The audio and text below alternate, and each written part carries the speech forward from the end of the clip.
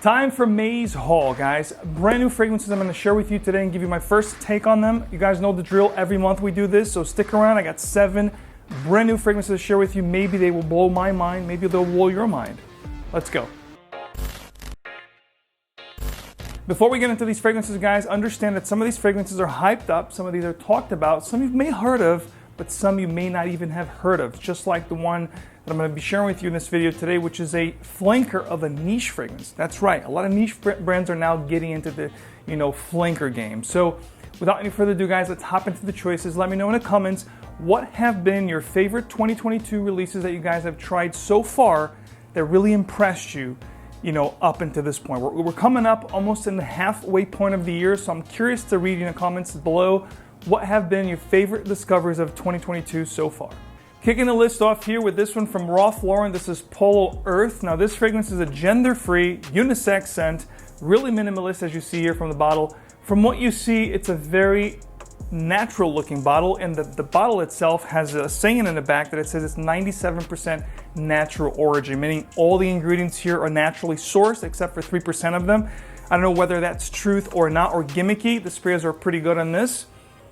There is a slew of notes here. There's a ton of different notes, citruses, lavender, some resins. But I'm gonna be honest with you, what I get most out of this fragrance here from the get-go here on the sprayer is it's going to be a Neroli Portofino of sorts, like a Tom Ford Neroli Portofino, that kind of a vibe. Very citrus, very uplifting, very aromatic. And then it has some deeper elements here, like the lavender, perhaps some earthy components. This is, simply put, a very citrus, refreshing, aromatic, and uplifting type of a scent that everybody could wear. Simply as that. It smells good. You're not going to disappoint when you smell this. The thing here is, because it's 97% natural, is it going to last a long time? Is it going to have a very good performance, projection, so forth and so on? We don't know. I don't know yet. I have to wear this, get more wearing, perhaps share with you guys my full thoughts on this, maybe a full review. But from a first-hand, impression here, this is actually pretty good. When you look at the notes, there's a lot of notes, guys. We're talking a lot of floral notes, but what I'm thinking it's really standing out the most here is going to be the spearmint up top, which gives this nice, bright, refreshing vibe that I talked about. Some florals in the heart, but the lavender is really the star show, star player of the show here. And then there's a beautiful fruity vetiver in the base. This is very nice, definitely androgynous. Anybody can wear this, and I think anyone that smells this will actually enjoy this one. A great one for the warm season up ahead. Next up, we have from the house of Paco Rabanne, the newest Invictus Platinum. Now this one here is got me really curious from the get-go, because when I looked at the note breakdown, it had a boozy absinthe note up top, it had patchouli, had some really promising notes, so I was very curious to check this one out, and of course, sharing with you. Excuse me here, I got the gigantic 200 ml bottle. Normally I don't get the big bottles, but this time around we went with the 200 ml. Now, the bottle looks pretty good, a little tacky, some might say. It has little wings here. Nothing really out of the ordinary that you're used to with the, this particular lineup of fragrances. They look like the little trophy, and this one here is no different. Like I said, it's a little bit of gray gradient here on the bottle itself, and it has the little silver wings. So let's go, guys. The moment of truth here. Let's see what we get out of. Sprays are always great on these. Paco Rabanne Invictus Platinum. So, all right, so the opening here will give you a similar vibe to the Aqua, which is really nice. It has the beautiful grapefruit that we love.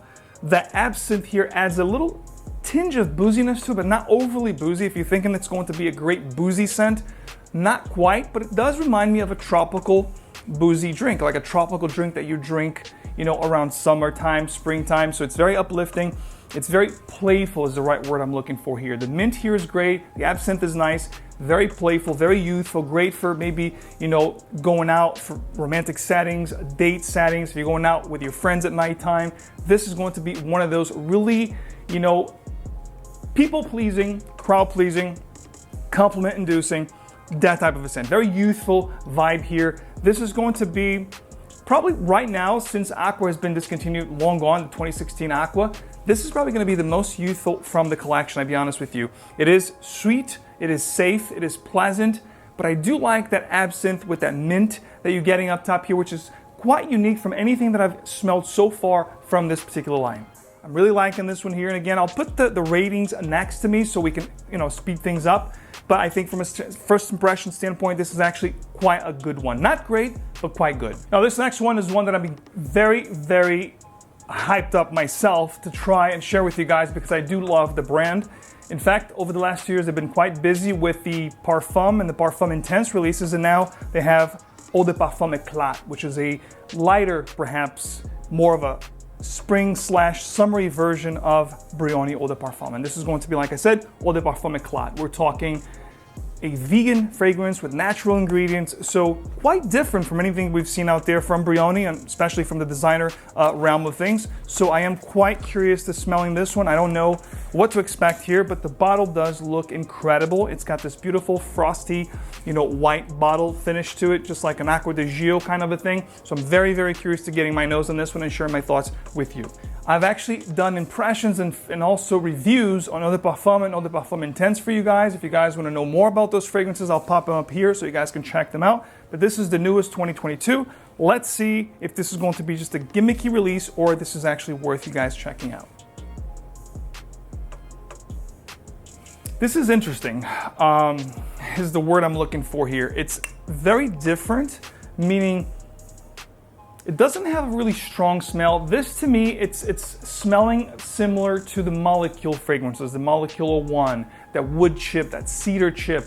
It's gonna be one of those fragrances that I think are going to be more on the molecular level, meaning if you spray this on, you're gonna be probably not smelling too much of it, but I think people around you will actually get whiffs of your scent and they're gonna be saying, hey, you smell quite good.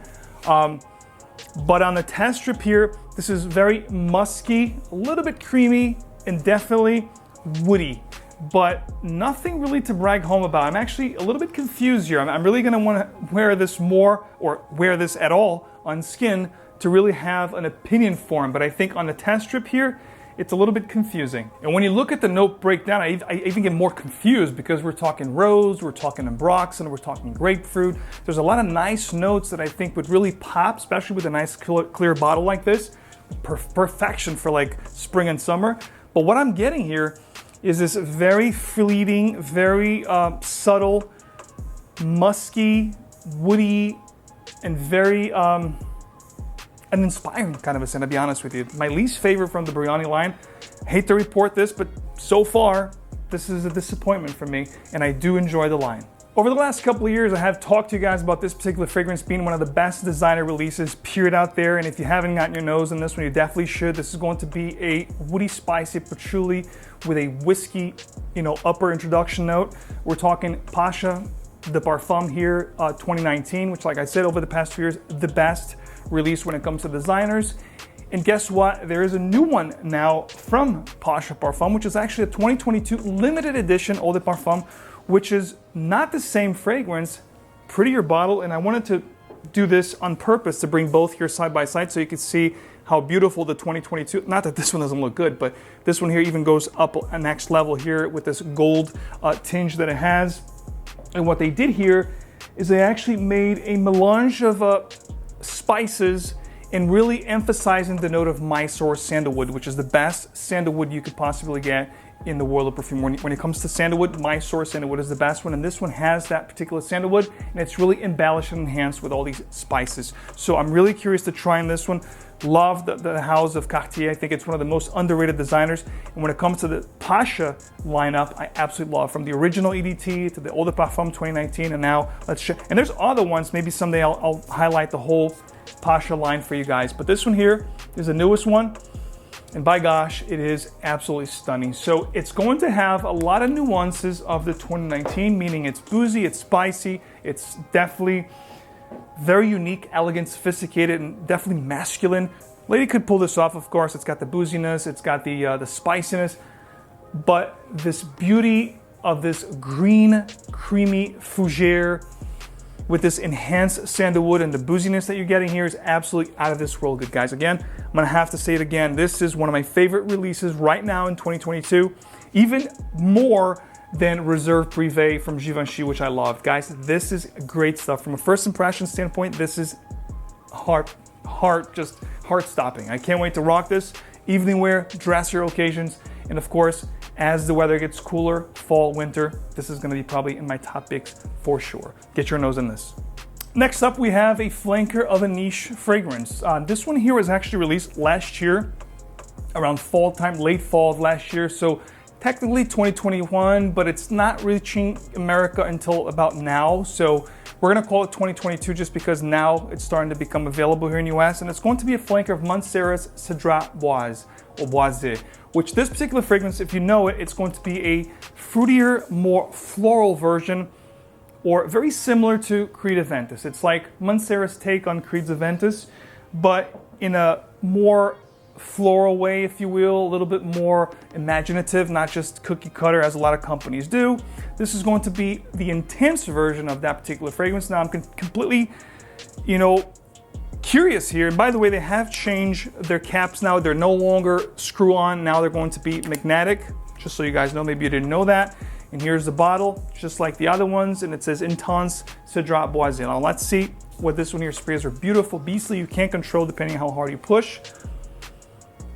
And this is very, very nice. Now what I'm getting here, guys, it's going to be not as floral as the original. Instead, they're actually amplified the leather here. The leather here is absolutely beautiful.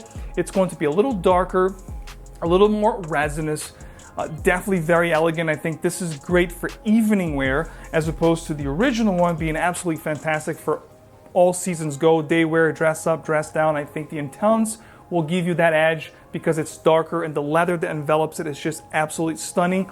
It will definitely be a great scent for dresser and evening occasions. Other notes that I have to mention here is not only it's going to have the leather that I talked about, you don't have a real pineapple vibe here. Instead, they added these orangey kind of citruses that are creamy, spicy, and leathery. Just great stuff, guys. It's definitely not redundant to own both if you have Cedrat Boise, but you wanted to try Intense. Definitely highly suggest at least getting a decant. You're gonna love it. I'm loving it right now. From everything I've tried so far, this is my favorite, along of course with the Pasha, but I think this one here, if you like that invictus vibe, but you wanted something a little different with more leather, you're gonna love this one. I don't know if you guys knew this. I don't know if you guys saw advertisements. I don't know if you heard about it, but the YSL Y-EDT has now been discontinued, but not completely gone because regulations, as they say, forced YSL to release the fragrance again in 2022, just as a new packaging, now called the new YSL Y-EDT. So perhaps I'll do a comparison with you guys side by side with the original Y to let you guys exactly what the difference is. From what I've heard, this is going to be a little bit more mature, a little bit greener, not as youthful or playful as the 2019 release. Let's see what we get out of this one here on camera. It's gonna have the same likability as you get with the original. It's gonna have this beautiful blue, citrus aquatic, grapefruit, blue kind of a vibe, which we get with all these blue scents. So you smelled one, you smell them all. However, I don't get the sharpness that I used to get with the original Y that I didn't get as much. They have since then toned it down. I think the 2022 release is a little bit creamier, a little bit more well-rounded. And I'm liking it a little bit more. I think, as you guys know, if you looked at my reviews back in 2018-19, when I talked about all the different flankers of Ys throughout the years, I was not a big fan of the brand. I thought it was more of the same. If I have to go blue, I go Bleu de Chanel, I go Dior Sauvage, I go with anything else that's blue, that I think is a little bit better than the Y. I think they're just copying, what's trending, and I don't think they're doing a very good job with it. To be quite honest with you, with the Y collection, I wasn't a big fan. But this one here, guys, I could see myself picking up, reaching up, and just rocking it because I think it'll be one of those fragrances that it'll wear well on my skin, and I think people will love the way I smell. They'll love the way you smell because it's got everything you could possibly want to for a good blue scent. It's uplifting, it's bright, it's happy.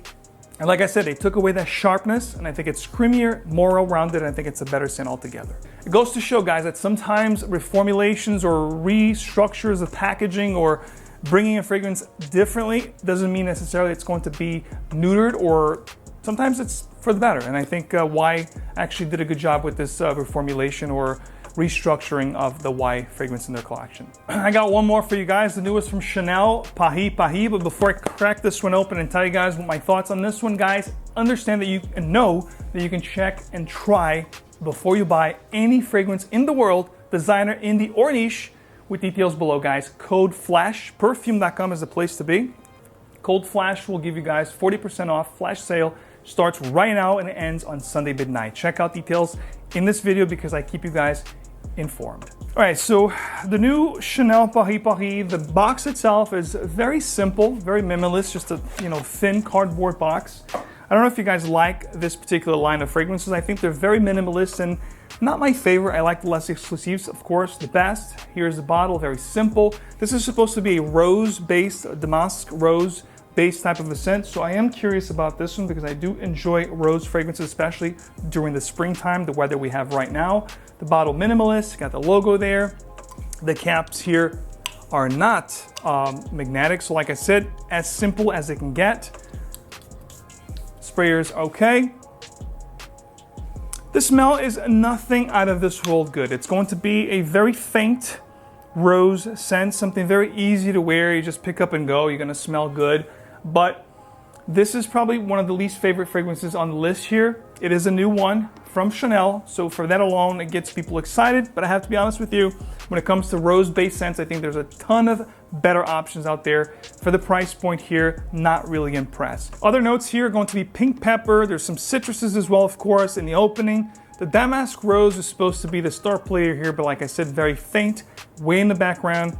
And I don't think this fragrance would last too long on my skin anyway. And I think, like I said, for other rose-based scents, there are a ton of better options. So let me know, guys, are you familiar with this Chanel collection of fragrances? Which one is your favorite? Which one should I try? From all 2022 releases, guys, which one has been your favorite so far? Maybe something I haven't tried yet. I'll discover in the comments of this video. As always, guys, thanks so much for hanging out with me. Stay tuned for more. I will catch you guys in the next one. Take care.